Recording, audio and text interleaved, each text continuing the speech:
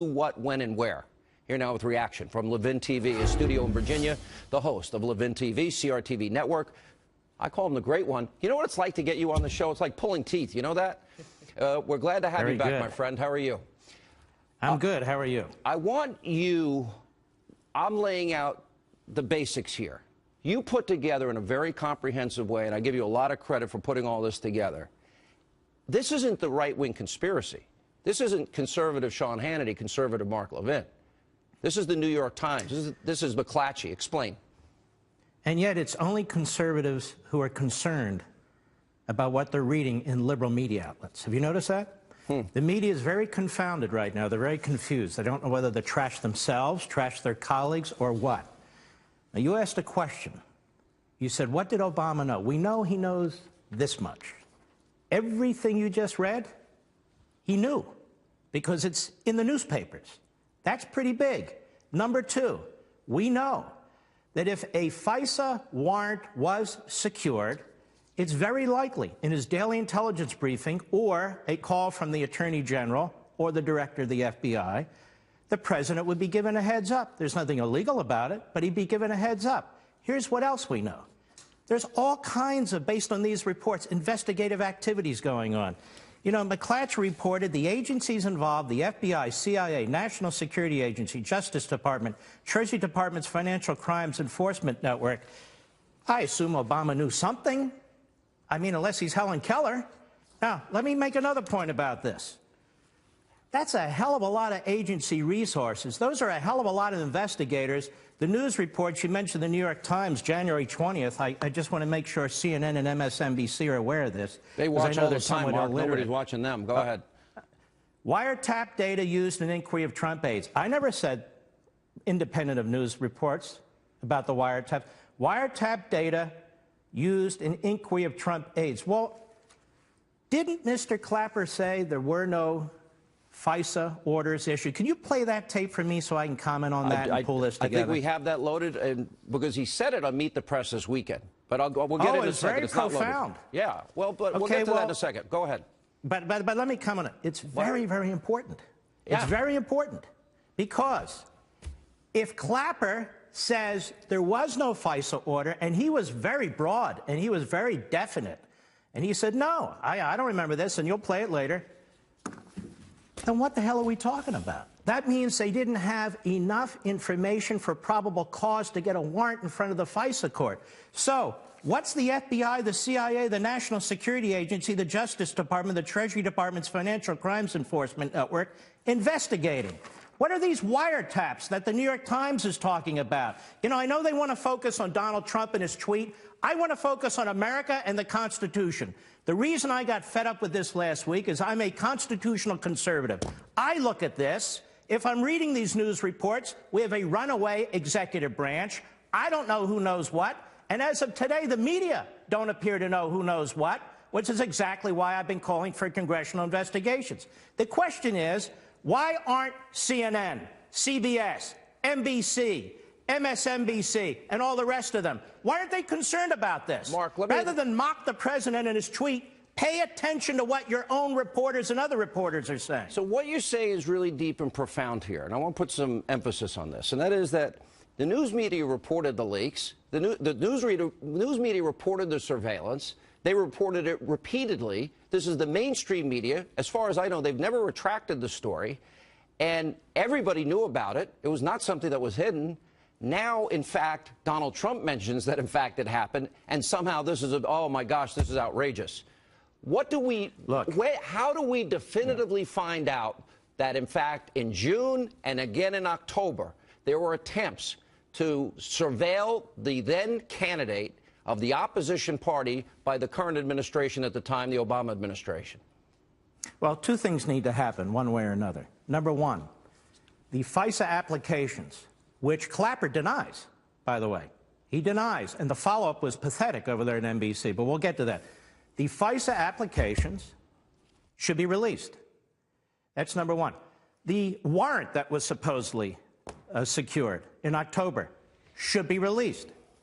The other thing that needs to be done is these daily presidential briefings that the president received, that the intelligence agencies and law enforcement agencies coordinate on and prepare. the Intelligence Committee chairman need to read them. And now we'll get to the bottom of this. Now, I find it very interesting. People are saying, well, let Trump release the damn FISA stuff. Can you imagine if he does that? He'd be accused of interfering with investigations, trying to intimidate the Justice Department. No. Let Congress finally step up and do its job. They have oversight committees. We pay these people to do their jobs. Now, get into those damn FISA applications. Isn't the Look at reason... the so-called warrant. Hold on now. Yeah. Look at the warrant that was released. Look at these daily briefings, and let's see what's in them. All right, great one. We miss having you on. Stay right there. We're going to keep you while we got you. All right, more with the great one, Mark Levin, right after the break. Also tonight, Jay Sekulow, former NSA intelligence official. He actually created this very law. We'll get into that.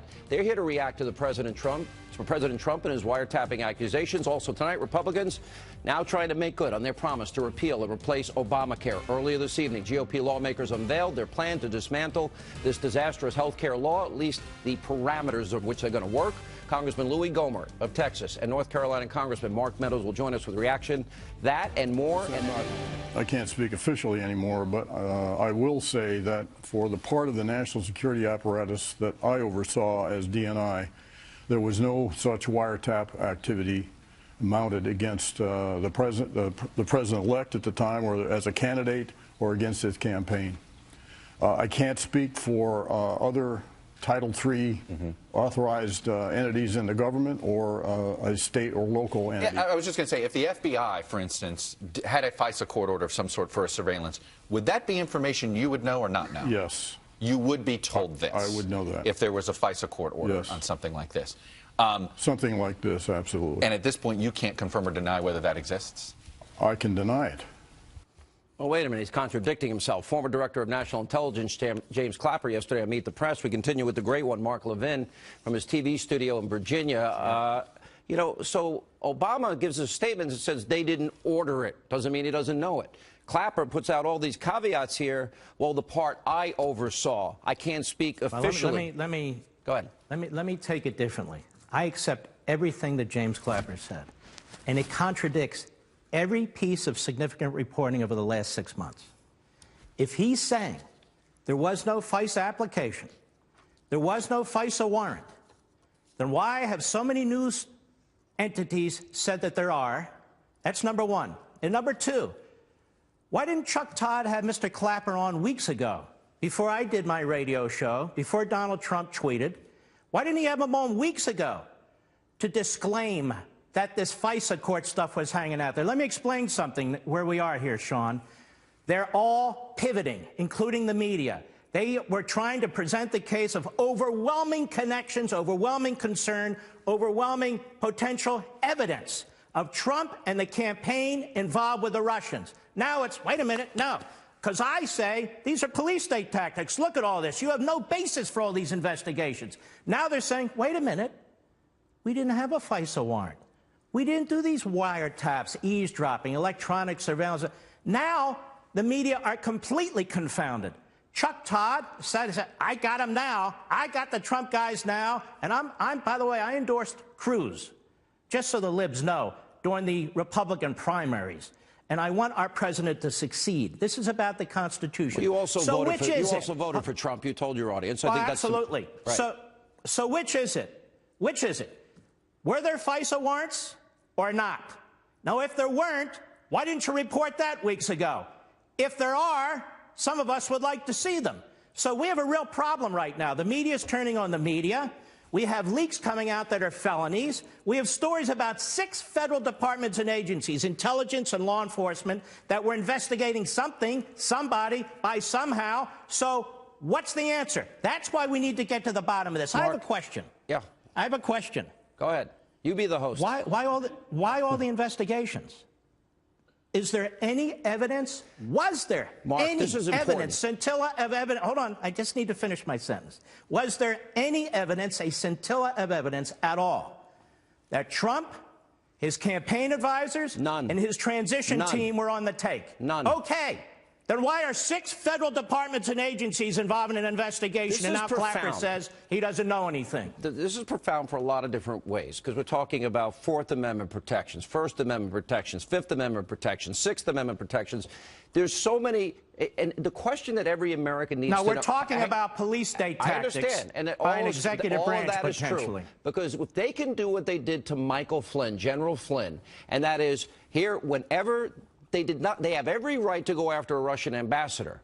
But the law, the Espionage Act is clear that if they hear and identify an American on that line, they are not allowed to tape that American, and they're supposed to follow a process called minimization. Why does this matter? Because this is unreasonable search and seizure. And if they can do it to a presidential candidate, right? Now, either they did it or they didn't. Now, if they didn't do it, then that means the New York Times owes the country an apology. That means every major newspaper and every major network owes the American people an apology, right? Here's the New York Times, January 20th. Wiretap data used in inquiry of Trump aides. You wrote this earlier. One paragraph, please. The FBI is leading the investigations, aided by the National Security Agency, the CIA, the Treasury Department's Financial Crimes Unit. More. The investigators have accelerated their effort. This is on Inauguration morning, front page above the fold. The investigators have accelerated their efforts in recent weeks, but have found no conclusive evidence of wrongdoing, the official said. One official said, listen to this, intelligence reports based on some of the wiretap communications have been provided to the White House. Now, I didn't write that. You didn't write that. I asked Mr. Clapper.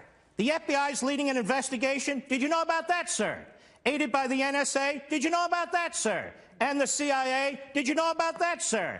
And the Treasury Department. Did you know about that, sir? Did you know that one official said intelligence reports based on some of the wiretap communications have been provided to the White House? Did you know about that? And Chuck Todd, why didn't you ask him these questions? That's my question. Why are the media so lackadaisical and not curious?